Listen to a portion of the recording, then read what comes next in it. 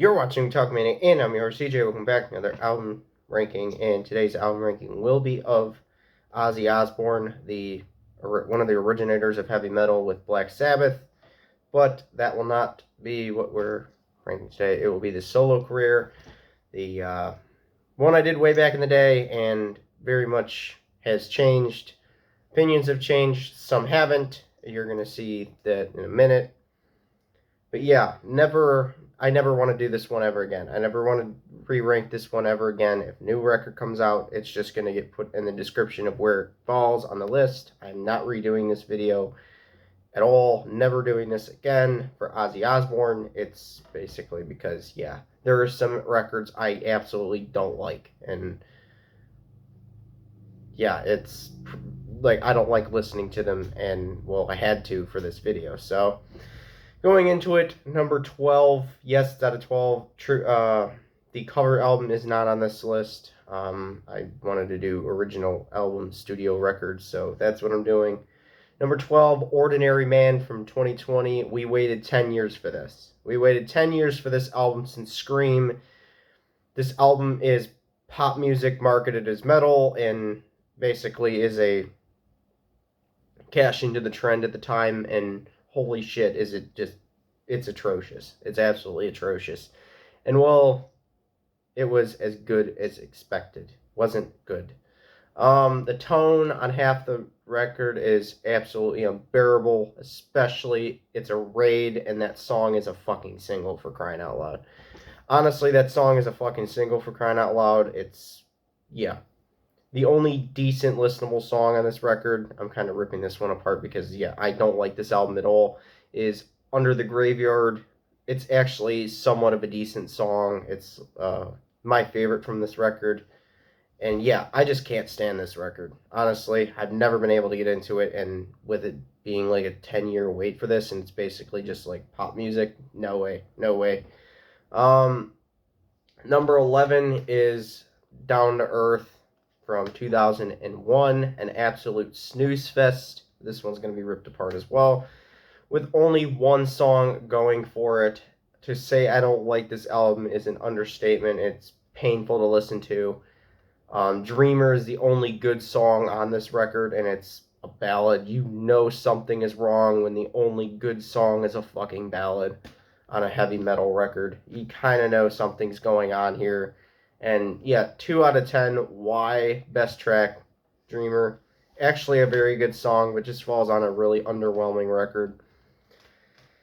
Sorry to say that, but yeah, it's yeah, not that good. Scream is at number 10 from 2010. This is an okay album with okay songs. Memorability is a huge problem here because nothing stands out. The album has its moments, but I'd rather not listen to this one again. It's another one that I'd rather not listen to. This is the only album with Firewind guitarist Gus G. And, well, he got no creative control and no say on actually, like, coming up with anything. So, yeah, there you go. That's the main issue. You had a lot of labels' hands in there instead of the actual, like, guitarist that was playing on the record. You know that's not going to turn out well. More modern, flavorless riffs that were not written by Gus G and has no credits on the record, and written by people that didn't play on the album, like what was on Down to Earth. The same thing. Zakk Wylde, like, yeah, he wasn't on that. He was played on that record and nothing else. No song credits. So there you go. That's why it's like that. The main problem here is it's basically pop music again, but not like fully pop music. There is some metal substance to it. My favorite song is I Want It More. Actually a pretty good song, and one that is decent. Number 9, Osmosis. A letdown, honestly. A letdown from what No More Tears was. Ozzy's first album out of retirement from like the 90s retirement that he did and just came back. Pretty dull with not many standout songs. There is some really good ones on here though, like Ghost Behind My Eyes, Perry Mason, See on the Other Side, Tomorrow. There's some really good ones here, but just not really a whole lot of substance with the other parts. Yeah, the 90s is where 80s artists tried to do grunge and groove sound, which this does somewhat try that. And yeah, it doesn't work. It never works, honestly. I can't think of a band off the top of my head. Anthrax failed with it.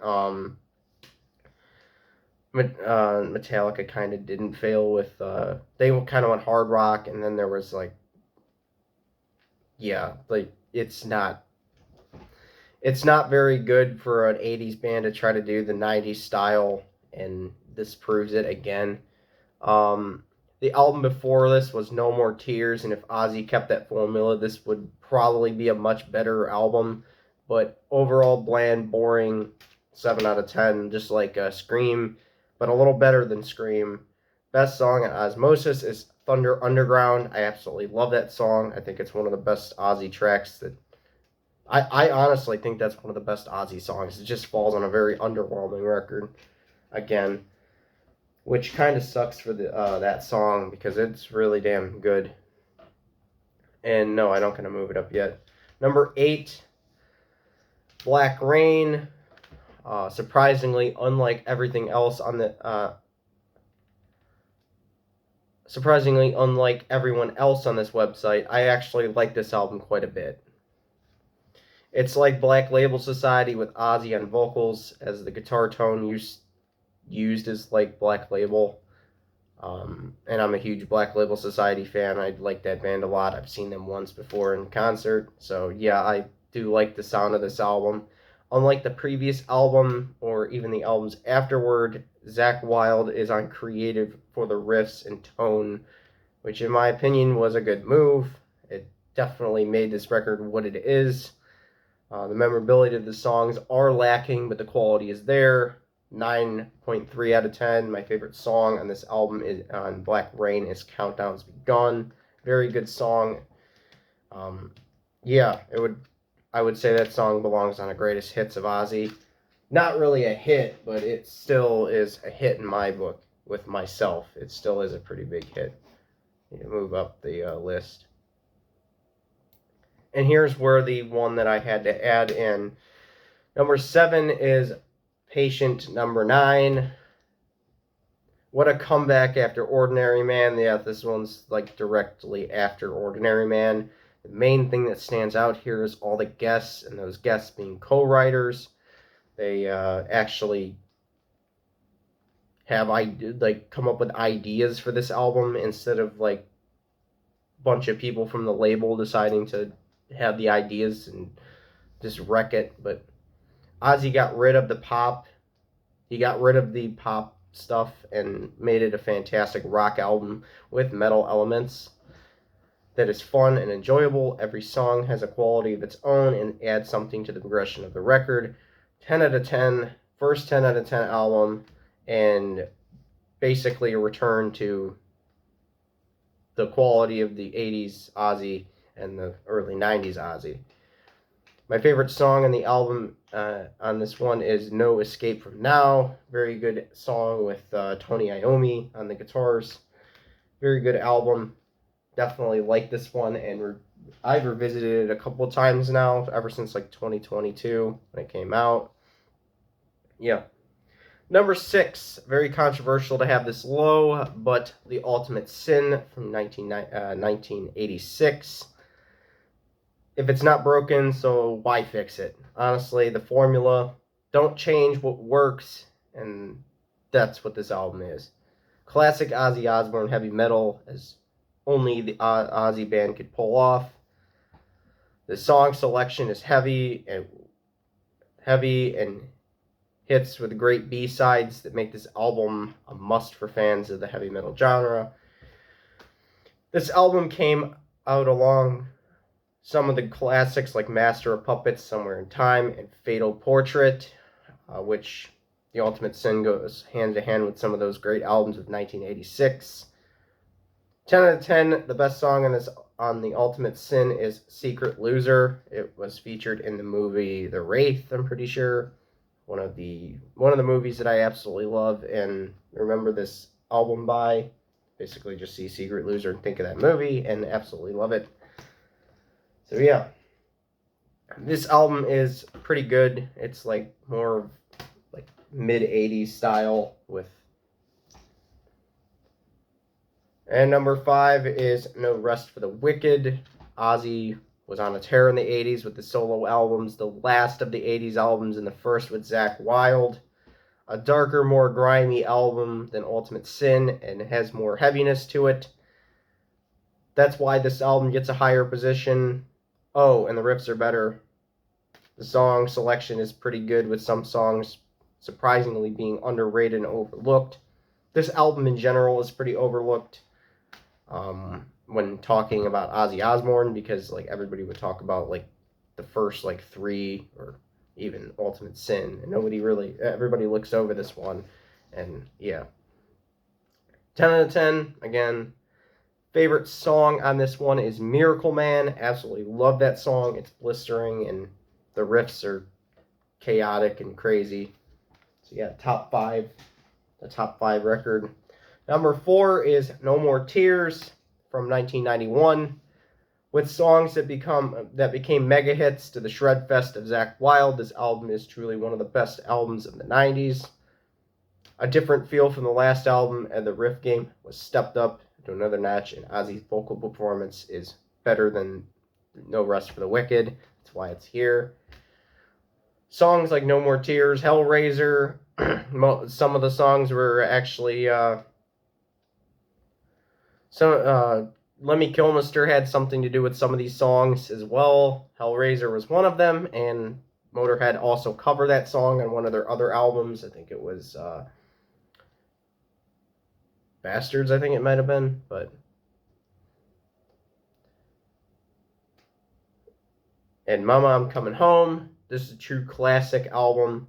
You hear a shit ton about this when you talk about Ozzy. They're like, oh, No More Tears is like one of the best records. And yeah, I agree. I definitely agree. This one should be at the top. If it's anywhere at the bottom, you're completely wrong. No, honestly, you could have whatever opinion you have, but I put this one at the top mostly every time. I've always done that because it's always been one of my favorites. My favorite song on this album, No More Tears, is Mr. Tinker Train, the absolute GOAT song. Probably one of my favorite Ozzy songs. Number 3 is Blizzard of Oz from 1980.